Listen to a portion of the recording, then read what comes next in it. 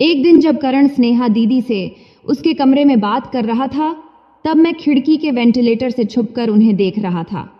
फिर मैंने अपने मोबाइल के कैमरे से उनकी कुछ तस्वीरें खींच लीं। करण, जो हमारे पड़ोस में रहने वाला एक चित्रकार लड़का है, वह मेरी बड़ी बहन स्नेहा दीदी से छुप छुप के बात करता रहता था। ये मुझे पता चल गया था, इसलिए फोटो खींचते समय मैंने पूरी सावधानी बरती थी, जैसे मोबाइल को साइलेंट मोड पर रखना और कैमरे की आवाज बंद करना। तब मेरे पास अच्छी क्वालिटी का कैमरा वाला मोबाइल फोन नहीं था, इसीलिए मैंने अपने दोस्त का मोबाइल लिया था। फिर मैंने वे सारे फोटो अपने लैपटॉप में डालकर और दोस्त के मोबाइल से डिलीट करके उसे वापस कर दिया। इसके बाद मैंने फोटो एडिटिंग सॉफ्टवेयर में एडिट करके थोड़ी उनकी ब्राइटनेस बढ़ा दिया, ताकि स्नेहा दीदी और करण का चेहरा साफ साफ दिखे। फिर मैंने उन तस्वीरों को कलर प्रिंटर से प्रिंट कर लिया। अब मुझे सही मौके का इंतजार था, ताकि मैं ये फोटो स्नेहा दीदी को दिखाकर उन्हें डराकर उनसे बात करने के लिए मजबूर कर सकूं। मैं ऐसी स्थिति का इंतजार कर रहा था जब करण शहर में ना हो और स्नेहा दीदी घर में अकेली हो। तब मुझे डर था कि अगर स्नेहा दीदी को पहले ही पता चल गया कि मुझे उनकी और करण की सच्चाई पता चल गई है, तो वह करण को बता देगी और वे मुझसे फोटो डिलीट करवाने की कोशिश करेंगे। लेकिन मैं हर वो कोशिश करता रहा जिससे उनको पता ना चले कि मुझे उनके बारे में सब कुछ पता चल गया है। फिर करीब 2 महीने बाद मुझे वो मौका मिला। तब करण 1 हफ्ते के लिए गांव गया हुआ था और स्नेहा दीदी घर पर अकेली थी। उस समय मेरी माँ को भी कुछ दिनों के लिए गांव जाना पड़ा था और पिताजी भी अपने काम से बाहर गए हुए थे। अब मुझे स्नेहा दीदी के साथ अकेले रहने का सही मौका मिल गया था, इसलिए मैंने तुरंत अपनी योजना पर काम शुरू कर दिया। मैंने स्नेहा दीदी की फोटो को एक लिफाफे में डालकर उस पर उनके पति का नाम लिखा और ऐसे दिखाया जैसे यह डाक से आया हो। उस दिन जब मैं कॉलेज से घर आया तो लिफाफा हाथ में लेकर अंदर गया और रसोई में जाकर स्नेहा दीदी को आवाज दिया। वह अपने कमरे से आई। तब वह गुलाबी गाउन पहनी हुई थी। उसे देखकर मैं थोड़ा घबरा गया, लेकिन मैंने हिम्मत जुटाया और लिफाफा उसके हाथ में देते हुए कहा, दीदी, ये बाहर पड़ा था, शायद डाक से आया है। स्नेहा दीदी ने हैरानी से लिफाफा लिया और उसे देखने लगी। तब मैं कुर्सी पर बैठकर बोला, देखो ना दीदी, किसका होगा? उसने कहा, मुझे नहीं पता, ससुराल से तो ऐसा कुछ नहीं आता। फिर उसने लिफाफा खोला और अंदर रखे फोटो देखे। पहला फोटो देखते ही उसकी आंखें फटी की फटी रह गईं और चेहरा सफेद पड़ गया। वह चौंक गई और डर के मारे कुछ बोल नहीं पा रही थी। तब मैंने धीरे से पूछा, क्या हुआ दीदी, सब ठीक है? जब मैंने धीरे से पूछा तो दीदी चौंक गई और धीरे से उदास होकर बोली, हाँ। फिर बोली, शायद यह उनके लिए आया है, मैं इसे रख देती हूँ। ऐसा कहकर वह जल्दी से अपने कमरे में चली गई। उसके जाने के बाद मुझे थोड़ी राहत मिली। तब मैं सोच रहा था कि अब आगे क्या होगा। दीदी ने फोटो देख लिए थे, अब उनकी प्रतिक्रिया कैसी होगी? मेरे मन में ऐसे कई सवाल घूम रहे थे। आखिरकार फोटो उसके पास पहुंच गए थे और अब जो होना था वह हो चुका था। स्नेहा दीदी को बहुत बड़ा झटका लगा था, यह उसके चेहरे से साफ दिख रहा था। शायद वह अपनी भावनाएं मुझसे छिपाने के लिए अपने कमरे में चली गई थी, लेकिन मैं अपनी योजना के तहत आगे बढ़ना शुरू कर दिया था। अब मुझे अपने मकसद को पूरा करना था। हालांकि मैं टेंशन में था और आगे क्या होगा इसको लेकर उत्सुक था।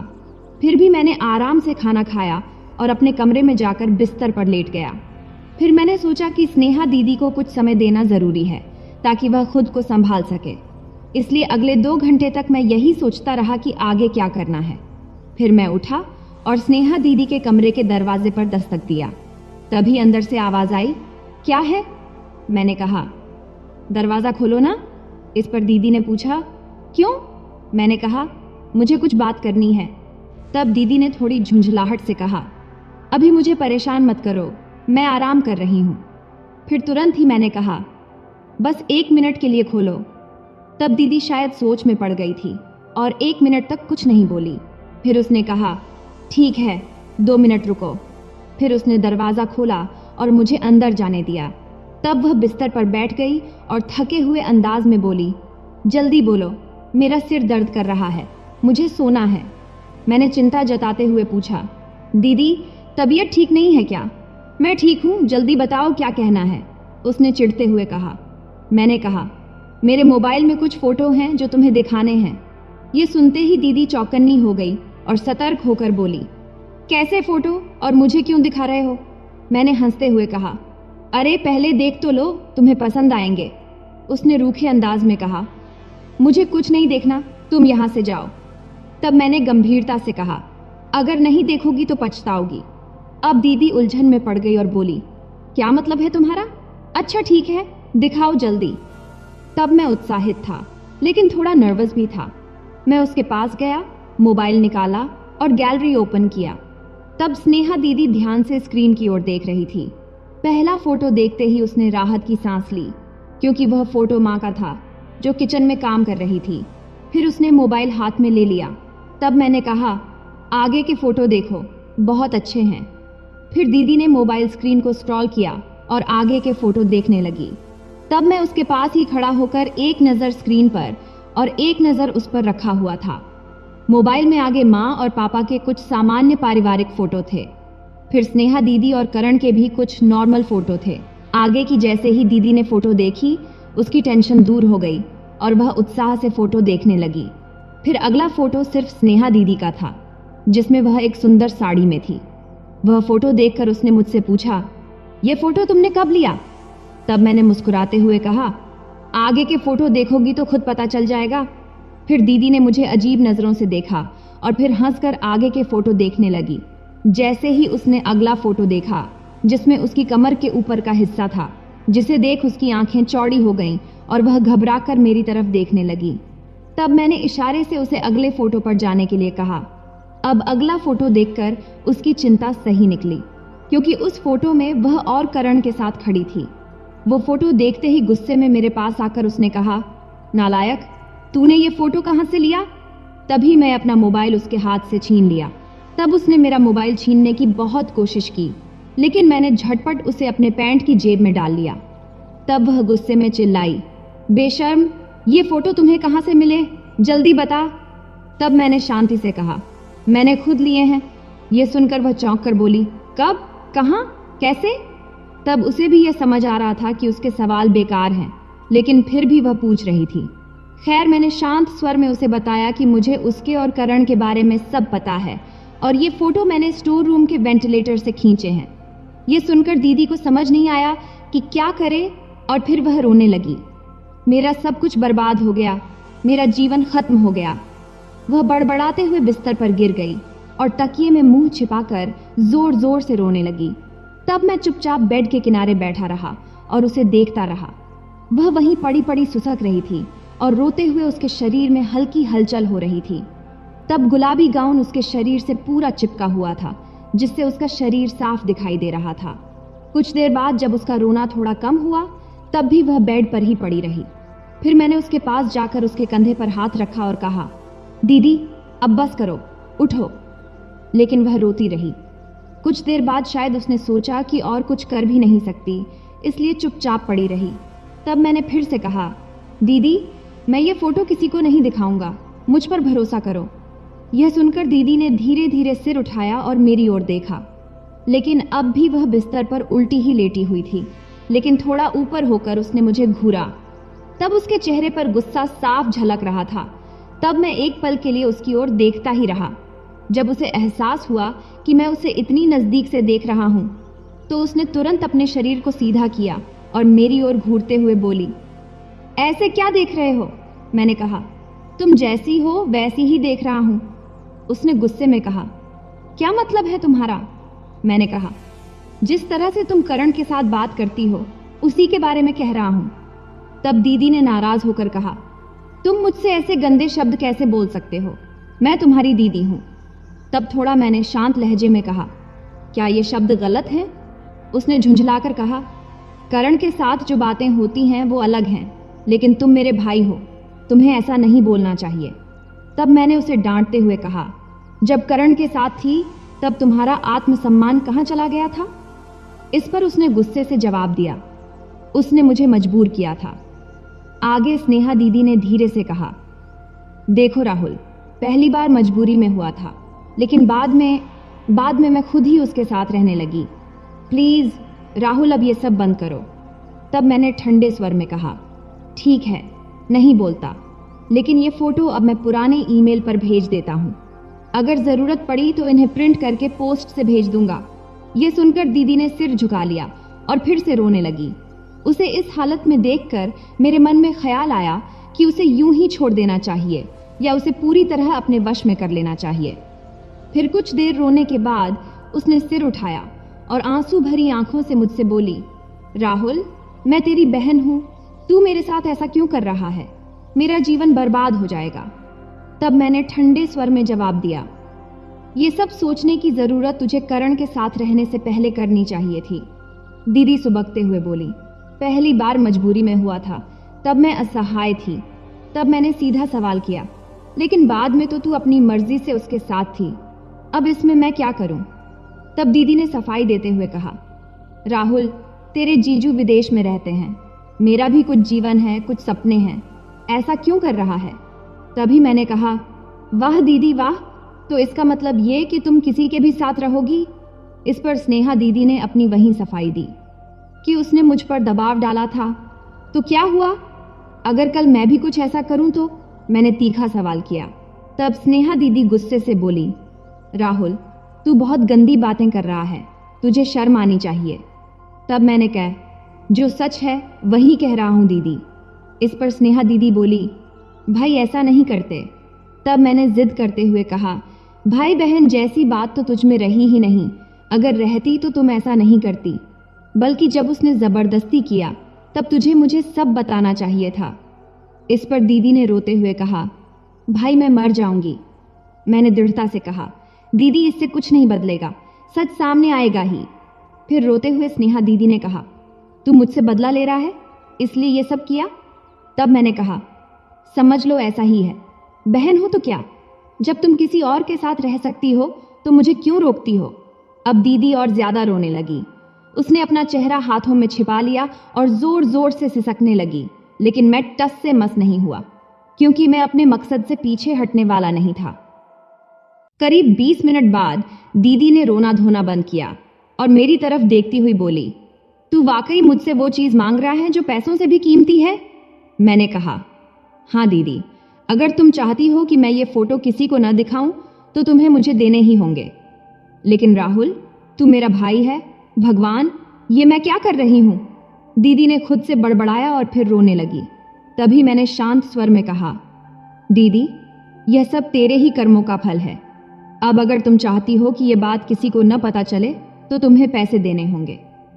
फिर स्नेहा दीदी ने कुछ देर सोचा और फिर बोली, ठीक है, मैं दूंगी, लेकिन राहुल, ये गलत है।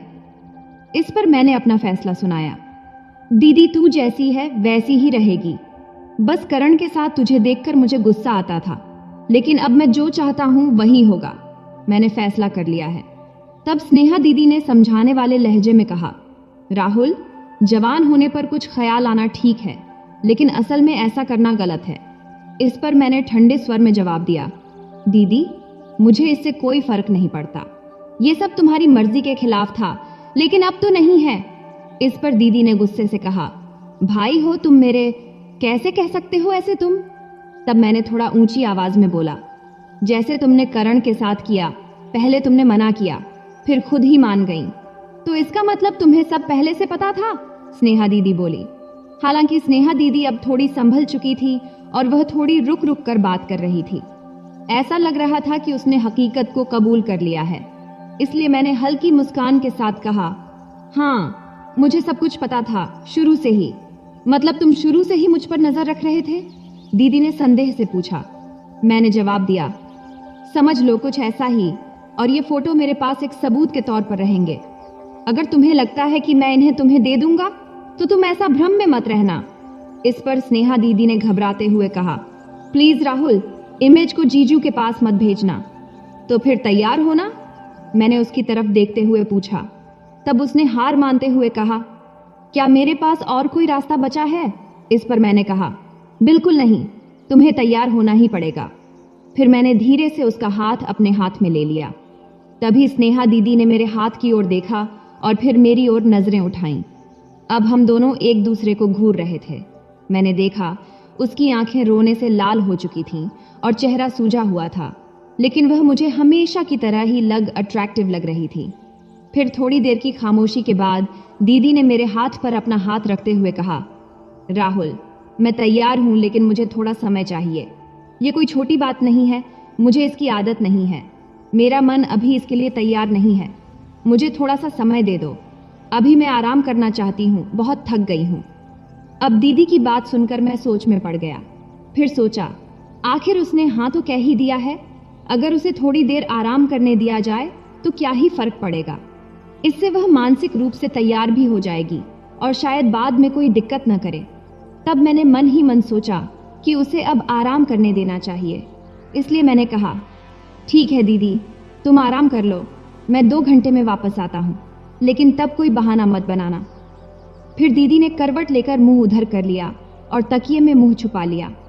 तब उसे इस तरह देखने पर मुझे गुस्सा आया, लेकिन मैंने कुछ नहीं कहा और चुपचाप कमरे से बाहर निकल गया। जैसे ही मैं बाहर आया, खुशी से उछल पड़ा, क्योंकि मेरा मकसद पूरा हो गया था। मेरी सारी मेहनत सफल रही थी। तभी अचानक कमरे से दीदी की आवाज आई, राहुल, रुकना। तब मैंने दरवाजे से मुड़कर पूछा, क्या हुआ दीदी? उसने कहा, राहुल, इन फोटो का क्या करेगा तू? मैंने हंसते हुए कहा, पहले सब ठीक से होने दो, फिर मैं खुद अपने मोबाइल से डिलीट कर दूंगा। लेकिन कोई देख लेगा तो? उसने कहा। मैंने कहा, कोई नहीं देखेगा, मैंने बहुत अच्छी तरह से छुपा रखा है, तुम चिंता मत करो। तब उसे यह भरोसा दिलाकर मैं कमरे से बाहर निकल गया। बाहर निकलते ही मुझे महसूस हुआ कि मैंने जो चाहा था वह अब पूरा होने वाला है। फिर खुशी से उछलते हुए मैं अपने कमरे में गया और बिस्तर पर लेटकर सोचने लगा कि स्नेहा दीदी को कैसे हैंडल करना है। वो मुझसे क्या क्या कहेगी, कैसे करेगी, मैं नर्वस तो नहीं हो जाऊंगा। ये सब सोचते सोचते मैं कल्पनाओं में खो गया। लगभग 1.5 घंटे बाद मैं उठा, फिर फ्रेश होने के लिए बाथरूम गया और वापस आकर अपने कपड़े बदला। फिर मैंने आरामदायक टी-शर्ट और बरमुडा शॉर्ट्स पहन लिया ताकि खुद को सहज महसूस कर सकूं। फिर मैं स्नेहा दीदी के कमरे की ओर बढ़ा। तब दरवाज़ा बंद था। मैंने हल्का धक्का दिया और दरवाज़ा खोल दिया। फिर अंदर जाते ही जो देखा उसे देखकर मैं हैरान रह गया। स्नेहा दीदी अपने बिस्तर पर लेटी थी। उसकी आंखें बंद थीं, लेकिन वो सच में सोई नहीं थीं, बस आंखें बंद करके यूं ही पड़ी थीं। मुझे लगा था कि शायद वो सो गई होगी, लेकिन नहीं, वो पूरी तरह तैयार होकर मेरा इंतजार कर रही थी। मैंने कभी नहीं सोचा था कि वो इस तरह लेटी मिलेगी। मुझे लगा था कि शायद वो सोचते सोचते सो गई होगी, लेकिन यहाँ मामला कुछ और ही था। उसके चेहरे पर हल्की उदासी थी, लेकिन फिर भी वो शांत दिख रही थी। तब मैं धीरे धीरे उसके पास गया। मेरी आहट से उसने हल्के से आंखें खोली और मुझे देखा। तब मैंने हल्की मुस्कान दिया, लेकिन उसने फिर से आंखें बंद कर लीं। उसकी आंखों में हल्का गुस्सा था, शायद शर्म भी। आखिर भाई के सामने इस तरह लेटना उसके लिए भी असहज था, भले ही वो खुद ही इसके लिए तैयार हुई हो। अब मैं उसके बिल्कुल करीब था। मैंने हल्के स्वर में कहा, स्नेहा दीदी। इस पर उसने आंखें तो नहीं खोली, मगर धीमे से बोली, क्या है? तब मैंने पूछा, तुम ऐसे आंखें बंद करके क्यों पड़ी हो?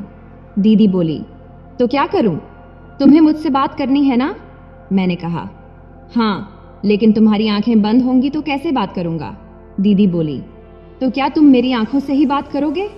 मैंने कहा, नहीं, लेकिन मैं आगे कुछ कहता, इससे पहले ही दीदी बोल पड़ी, देखो राहुल, समय मत गवाऊं, इसलिए तो मैं यहाँ पहले से तैयार होकर पड़ी हूँ। इस पर मैंने हिचकिचाते हुए कहा, दीदी, ये सब ठीक नहीं लग रहा है।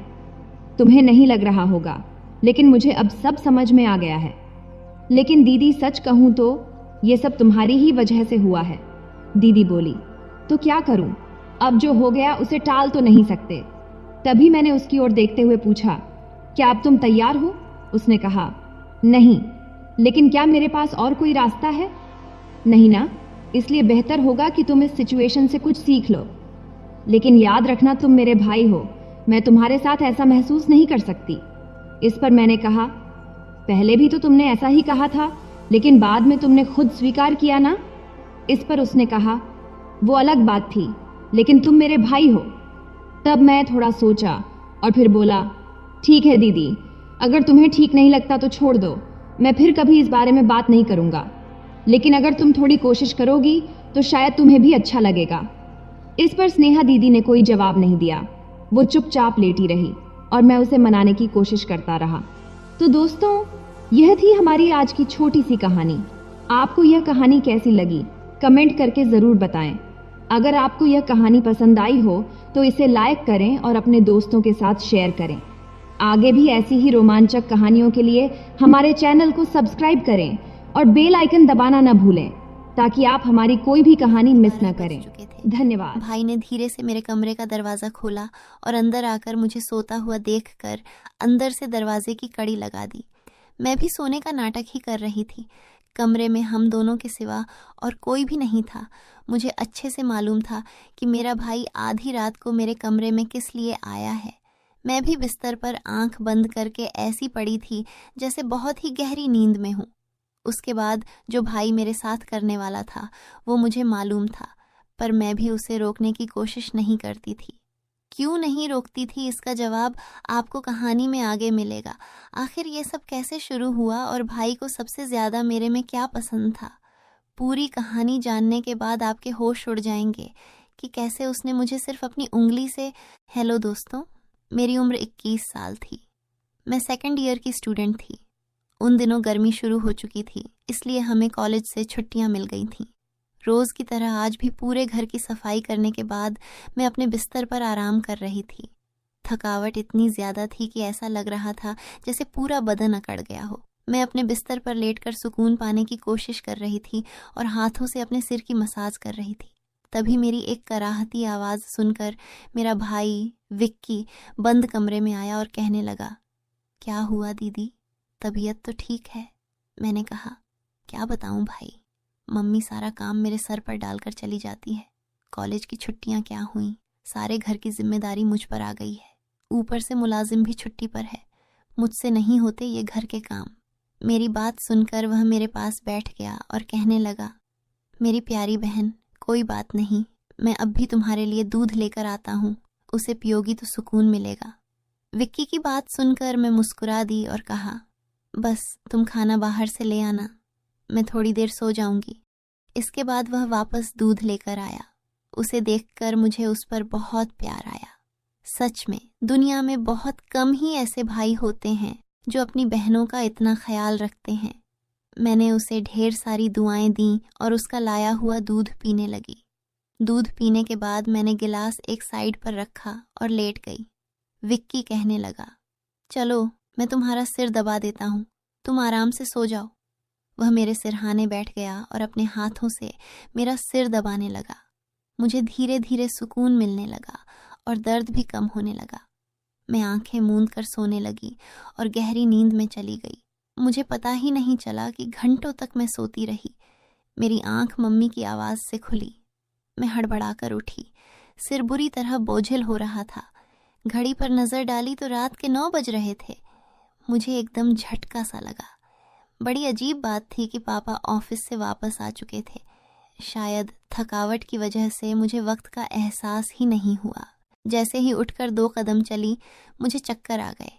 आंखों के आगे अंधेरा छा गया। अगर दीवार का सहारा न लिया होता तो यकीनन गिर जाती। फ्रेश होकर बाहर आई तो देखा खाने की टेबल पर सब मेरा ही इंतज़ार कर रहे थे। मैं जाकर आराम से कुर्सी पर बैठ गई। विक्की मुझे देखकर मेरी प्लेट में खाना डालने लगा। फिर मम्मी से कहने लगा, मम्मी, अन्नू पर काम का बोझ थोड़ा कम डाला करें। अगर अन्नू नहीं आ रही है तो उसकी जगह किसी और को रख लें। यह बेचारी सारा दिन काम करके थक जाती है। देखें तो इसकी रंगत भी पीली पड़ चुकी है।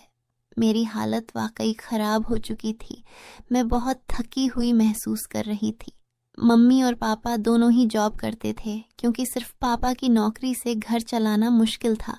ऊपर से हमारी पढ़ाई के खर्चे भी कुछ कम नहीं थे, इसलिए मम्मी भी उसी कंपनी में काम करती थीं जहां पापा नौकरी करते थे। मैं और विक्की कॉलेज जाते थे, मगर अभी गर्मियों की वजह से छुट्टियां थीं, इसलिए हमें घर पर ही रहना पड़ रहा था। मैंने यह बात नोट की थी कि पिछले कुछ दिनों से विक्की मेरे साथ कुछ ज़्यादा ही जुड़ गया है। जब से मेरी छुट्टियां हुई थीं, वह मेरा बहुत ख्याल रखने लगा था। अगर मैं घर का कोई काम कर रही होती तो आकर मेरी मदद करने लगता। अगर मैं थक जाती तो मेरा सिर दबाने लगता। मैं उसे मना करती, मगर वह कहता, नहीं, तुम थक चुकी हो, इतना काम करती हो, मेरा हक है कि मैं तुम्हें सुकून पहुंचाऊं। मैं भी चुपचाप लेटी रहती, लेकिन एक रात जो कुछ हुआ उससे मेरे होश उड़ गए। क्या विक्की कभी ऐसा कर सकता है? उस रात मैं अपने कमरे में सो रही थी। आधी रात को मुझे महसूस हुआ जैसे कोई मेरे कमरे में आया हो। वह आहिस्ता आहिस्ता चलता हुआ मेरे बिस्तर के करीब आ रहा था। भले ही मैं सोने की कोशिश कर रही थी, मगर मेरा दिमाग पूरी तरह जाग रहा था। मैंने अचानक हड़बड़ाकर आंखें खोल दी। कमरा अंधेरे में डूबा हुआ था। जब मैंने चारों ओर देखा तो कमरे में कोई नहीं था, बस दरवाज़ा थोड़ा खुला हुआ था। मैं हमेशा सोने से पहले दरवाज़ा बंद करके सोती थी, फिर यह कैसे खुल सकता था? नींद से भरी आंखों से उठकर मैंने दरवाजे को बंद किया और लॉक कर दिया। फिर पलटकर बिस्तर पर सोने चली गई। मेरी आंखें बंद होते ही एक बार फिर मुझे किसी के चलने की आहट सुनाई दी, जैसे कोई मेरे बिस्तर के पास बैठ रहा हो। ऐसा लगा जैसे कोई अपना हाथ मेरी ओर बढ़ा रहा हो। डरते हुए मैंने पलटकर देखा, लेकिन वहां कोई नहीं था। घबराहट के मारे मेरी सांसें तेज हो गई थीं। मैंने तुरंत उठकर कमरे की लाइट ऑन की। दरवाज़ा खोलकर बाहर भी देखा, मगर वहां भी कोई नहीं था। आज से पहले ऐसा कभी नहीं हुआ था जो अब हो रहा था। मुझे प्यास लगी तो मैं कमरे का दरवाज़ा खोलकर बाहर निकली। उसी वक्त विक्की भी अपने कमरे से बाहर निकला। मुझे देखकर उसने पूछा, क्या बात है, आप अभी तक जाग रही हैं? मैंने जवाब दिया, कुछ नहीं, बस ऐसा महसूस हुआ जैसे कमरे में कोई मौजूद हो। पानी पीकर मैं दोबारा कमरे में आ गई और पीछे पीछे विक्की भी आ गया।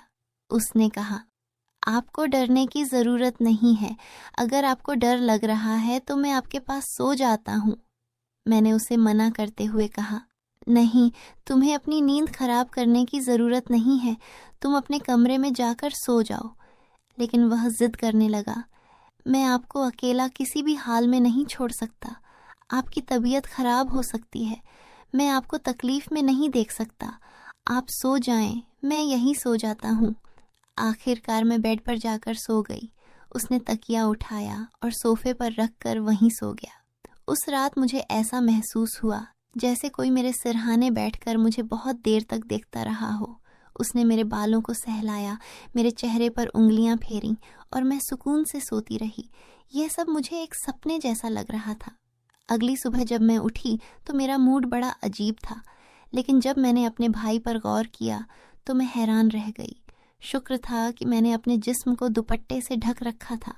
मेरी कमीज़ बेतरतीब हो चुकी थी। मुझे हैरत हुई क्योंकि आज से पहले मैं कभी इस तरह इतनी गहरी नींद में नहीं सोई थी। आज मैं थोड़ी खुश भी महसूस कर रही थी, लेकिन इसकी वजह समझ नहीं आ रही थी। मैंने उससे पूछा तो उसने कहा, मैं तो रोज़ ही इतना खुश होता हूँ। जिसे आप जैसी बहन मिल जाए वह क्यों ना खुश हो। घर के सारे काम निपटा कर जब मैं बैठी तो विक्की तेल लेकर मेरे पास आ गया। कहने लगा, अन्नू दीदी, अपने बाल खोल लीजिए, मैं आपके सिर में मसाज कर देता हूँ। मुझे उसकी हरकतें अजीब लगने लगीं। मैंने कहा, यह तुम्हारा काम नहीं है, जाओ अपने दोस्तों के साथ घूमो फिरो, मुझे मसाज की ज़रूरत नहीं है। मगर उसने मेरी बात नहीं मानी और ख़ुद ही मेरे बालों से कैचर उतारते हुए कहने लगा, आप नखरे मत किया करें। किस्मत वालों को ही ऐसे भाई मिलते हैं। जब आपका भाई आपके खूबसूरत रेशमी बालों में मसाज करना चाहता है तो आपको क्या समस्या हो सकती है। आ जाइए, मैं आपके सिर की मसाज कर देता हूँ, आपको बहुत सुकून मिलेगा। वह मुझे उठाकर कमरे में ले गया। मैं बेड पर तकिया रखकर लेट गई। मेरे बाल बेड से नीचे लटक रहे थे। वह मेरे सिरहाने बैठकर मेरे बालों की मसाज करने लगा। विक्की मुझसे 4 साल छोटा था, लेकिन मुझे नाम से ही बुलाता था। उसने कहा, आप इतनी प्यारी हैं कि आपको देखकर दिल करता है कि आप हमेशा इसी तरह मुस्कुराती रहें और मैं आपकी लाड उठाता रहूं। वह मेरे बालों की मसाज कर रहा था और उसके हाथों में जैसे जादू था। मुझे इतना अच्छा लग रहा था कि मैं धीरे धीरे नींद की वादियों में खोने लगी। तेल की खुशबू भी बहुत ज़बरदस्त थी। मैंने उससे पूछा, यह कौन सा तेल है? वह बोला, यह बहुत ही ख़ास तेल है, ख़ास आपके लिए।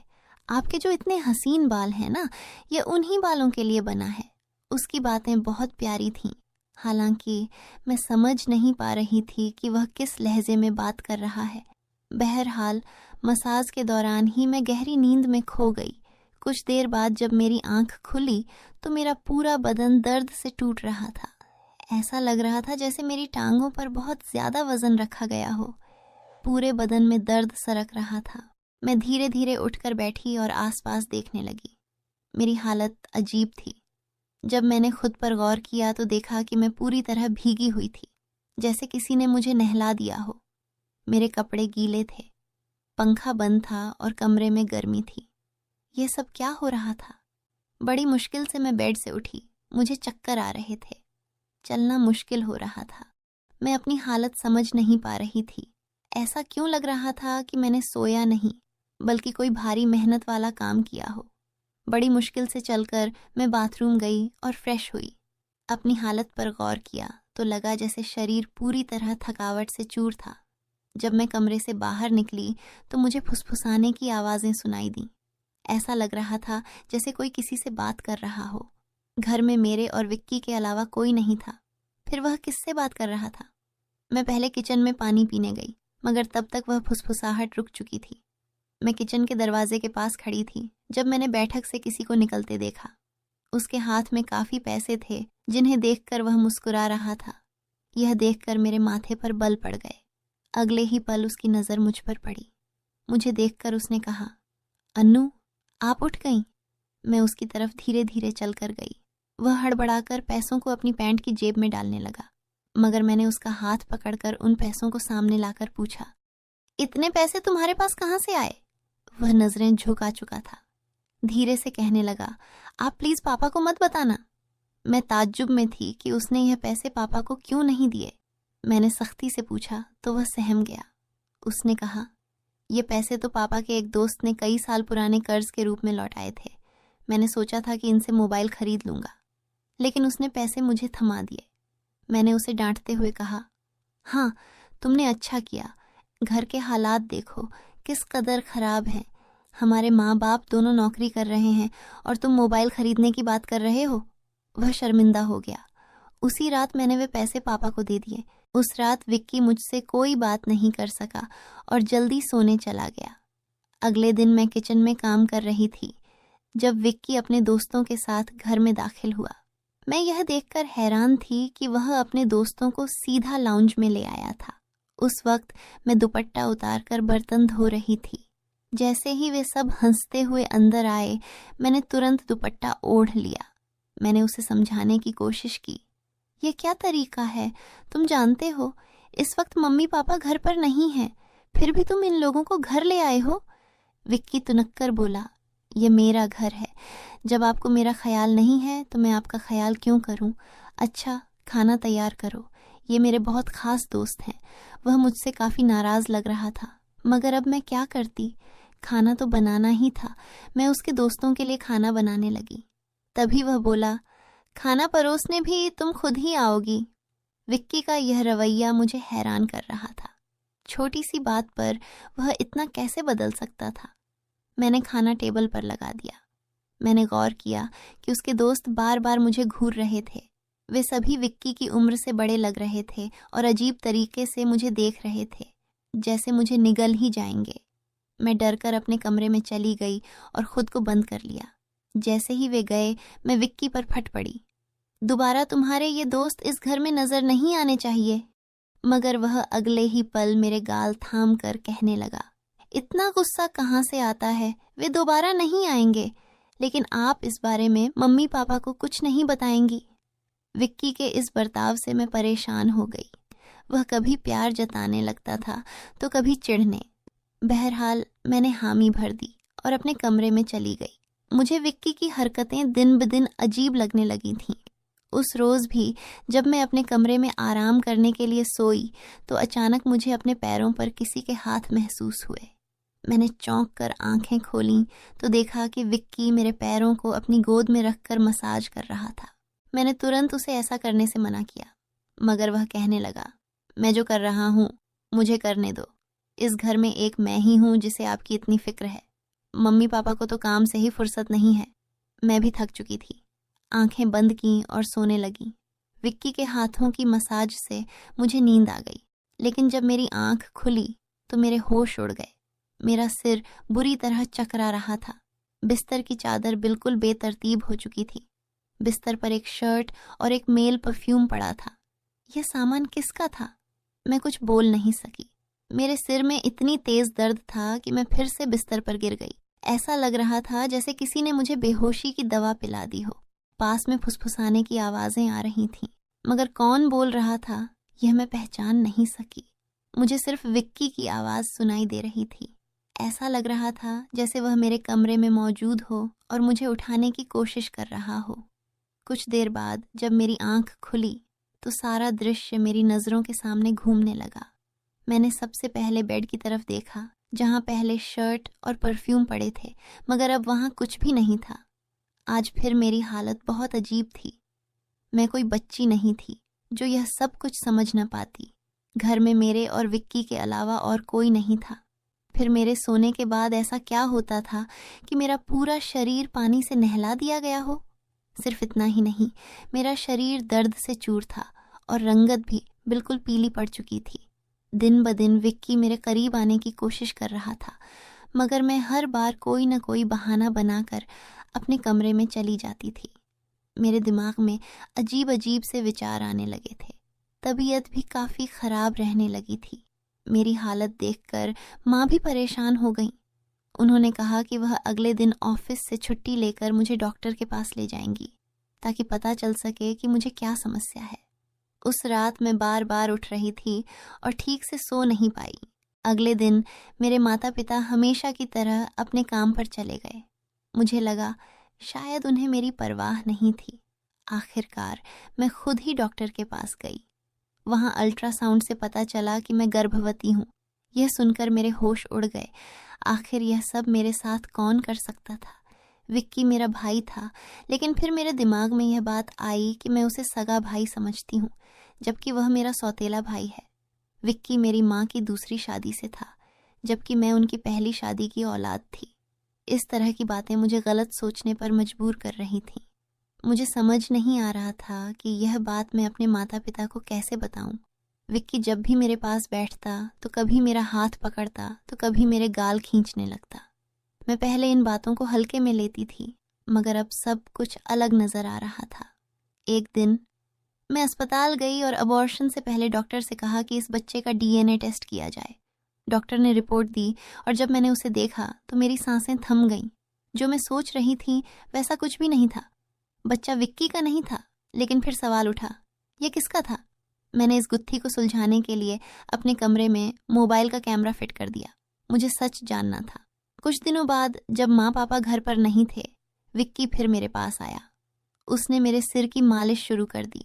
मैंने बहुत कोशिश की कि मैं ना सोऊं, मगर तेल में शायद कोई बेहोशी की दवा मिलाई गई थी। जैसे ही मैं उस तेल को सूंघी, बेहोश हो गई। 1 घंटे बाद जब मुझे होश आया तो माँ बाप घर लौट आए थे। मैंने तुरंत अपने कमरे में लगे कैमरे की रिकॉर्डिंग देखी और जैसे ही सच्चाई सामने आई, मेरे पैरों तले जमीन खिसक गई। विक्की मेरे कमरे में अपने घटिया दोस्तों को लाता था। वे मेरे साथ घिनौना बर्ताव करते थे। अपना काम पूरा करने के बाद वे विक्की को पैसे देकर चले जाते। यह देखकर मैं पूरी तरह टूट गई। गुस्से और सदमे में मैं अपने कमरे से बाहर निकली। मैंने विक्की का गिरेबान पकड़ा और थप्पड़ों की बरसात कर दी। मम्मी पापा भी यह सब देखकर दौड़ कर आए। पापा ने मेरे हाथ पकड़ लिए और गुस्से में कहा, होश में हो क्या? पागल हो गई हो? क्यों मार रही हो इसे? मैं रोते हुए चिल्लाई, आप देखिए यह जलील इंसान मेरे साथ क्या कर रहा है। मैंने उन्हें कैमरे की रिकॉर्डिंग दिखा दी। वीडियो देखकर माँ फर्श पर गिर पड़ी। पापा को भी अपनी आंखों पर यकीन नहीं हो रहा था। गुस्से से भरे पापा ने विक्की को पकड़कर पीटना शुरू कर दिया। उसके मुंह और नाक से खून बहने लगा। तभी विक्की गुस्से में चिल्लाया, मैंने इसे कभी अपनी बहन समझा ही नहीं। मुझे पैसों की ज़रूरत थी और लोग इसके लाखों रुपए देने को तैयार थे। मुझे अपनी ज़रूरतें पूरी करनी थी, इसलिए मैंने यह कदम उठाया, अपनी बहन की जिस्म फरोशी करवाई। यह सुनकर मैं अपने कानों पर हाथ रखकर बस रोती रही। पापा ने उसे इतना मारा कि वह लहूलुहान हो गया, मगर जैसे तैसे वह खुद को छुड़ाकर घर से भाग गया। उसके बाद वह कभी भी उस घर में लौट कर नहीं आया। मेरे पेट में पल रहा बच्चा नाजायज़ था। मैंने उसका अबॉर्शन करवा दिया, मगर विक्की ने मेरे साथ जो घिनौना खेल खेला था वह मेरे मन से मरते दम तक नहीं मिटेगा। भाई वही होता है जो आपका सगा हो और आपकी इज्जत करे। किसी भी अनजान मर्द के सहारे अपनी जवान बेटी को छोड़ना बहुत बड़ी गलती है, क्योंकि ऐसे शैतानी मर्द हर वक्त इसी ताक में रहते हैं कि किसी बेबस और मासूम लड़की की इज्जत को नीलाम कर सकें। मैं अपने सभी सुनने और पढ़ने वालों से यही गुजारिश करूंगी कि अपनी बेटियों का हमेशा ख्याल रखें, उन्हें पर्दे में रखें और कभी किसी अनजान मर्द के सहारे अकेला न छोड़ें। इस पूरे मामले में गलती किसकी थी? मेरे माँ बाप की, जो पैसा कमाने की दौड़ में बच्चों से बिल्कुल बेफिक्र हो गए थे, या फिर मेरी,